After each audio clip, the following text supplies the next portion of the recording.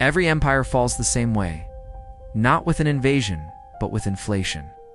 When money stops representing real value, the countdown begins.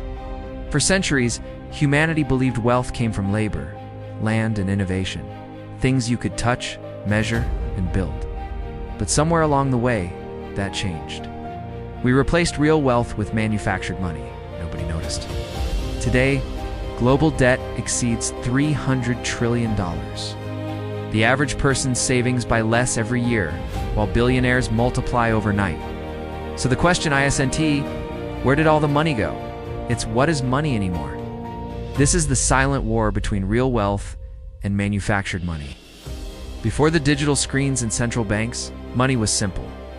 It represented effort, a day's work, a harvest, a resource mined from the earth. Gold and silver became the foundation because they were scarce, durable, and universally trusted. In the ancient world, wealth meant ownership of land, resources, or craftsmanship. The Egyptians stored grain, the Romans minted gold coins, the Chinese used metal tokens backed by imperial power. Each coin carried the weight of something real. But even then, power had a temptation. Control the money, control the people. Kings discovered they could stretch their wealth by diluting coins, mixing in cheaper metals. It was an early form of money manufacturing, and it worked, till it didn't. As the value of their coins fell, faith collapsed. Empires learned a harsh truth. Once people stop believing in the money dies first, and the empire follows soon after. Fast forward to the 17th century. Europe's merchants and monarchs faced a new problem. Expansion required more money than gold reserves allowed. The solution came from an unlikely source. Goldsmiths turned bankers. They discovered that people rarely came to claim their gold all at once. So instead of holding 100% reserves, they began issuing receipts, paper promises for more gold than they actually possessed. It was genius and dangerous, because now money could be created not by mining, but by writing. This was the birth of fractional reserve banking, the foundation of modern finance. For the first time, the supply of money wasn't tied to physical wealth, but to confidence.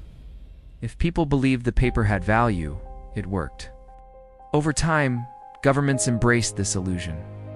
Wars, trade, and revolutions were financed not by wealth that existed, but by wealth that would exist someday. By the 1800s, entire nations were borrowing from tomorrow to pay for today. And behind every government, one institution rose quietly to the top: the central bank. In 1913, the United States established the Federal Reserve, a private central bank with the power to create money from nothing, backed only by debt. It was sold as stability. It became dependency. When World War I erupted, nations abandoned the gold standard temporarily to fund the war. When it ended, they couldn't go back. There simply wasn't enough gold to match the new mountains of debt. So they redefined money again. In 1944, at the Bretton Woods Conference, world leaders pegged all major currencies to the US dollar and the dollar to gold. America became the anchor of the world economy, but even this anchor was made of paper chains, because by the 1960s, the US was printing far more dollars than it had gold to cover.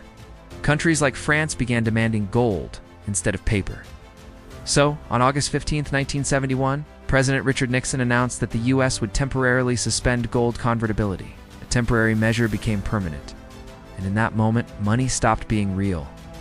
From that day forward, the dollar and every other major currency became fiat money, backed not by gold, but by government decree. The world had entered the era of manufactured money, where wealth could be printed, inflated, or erased at will. Without the restraint of gold, governments discovered a dangerous freedom. They could print their way out of any problem temporarily. The result? Decades of invisible taxation through inflation. Between 1971 and today, the US dollar has lost over 85% of its purchasing power. Global debt has risen more than 300 times, while real wages barely moved.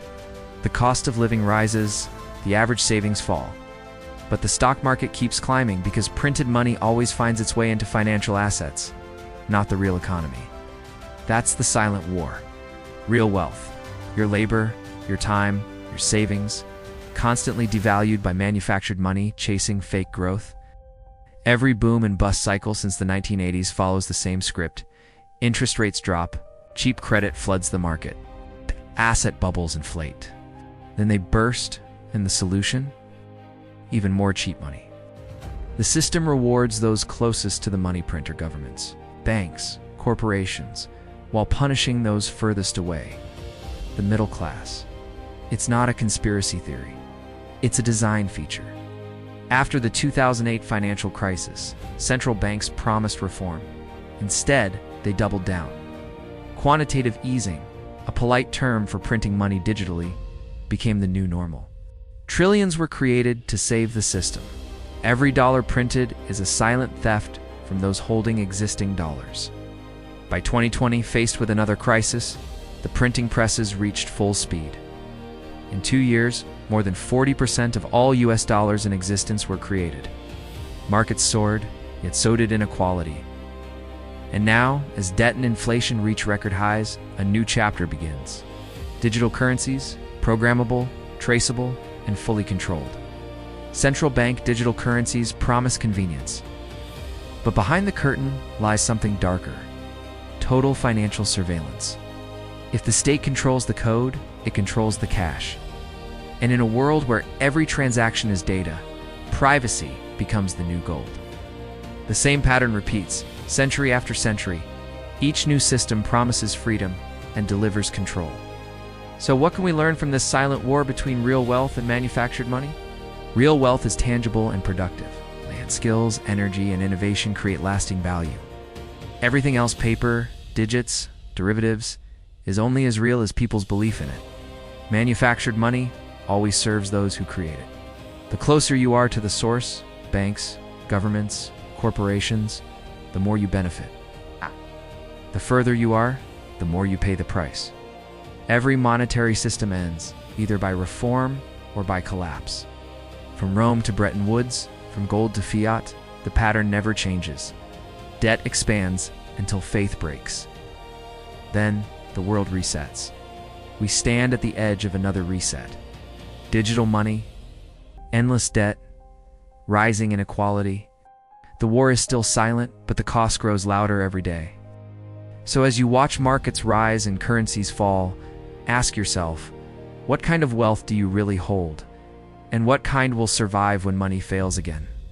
If you found this breakdown insightful, don't forget to subscribe and share this video, because understanding how money really works might be the only real wealth left.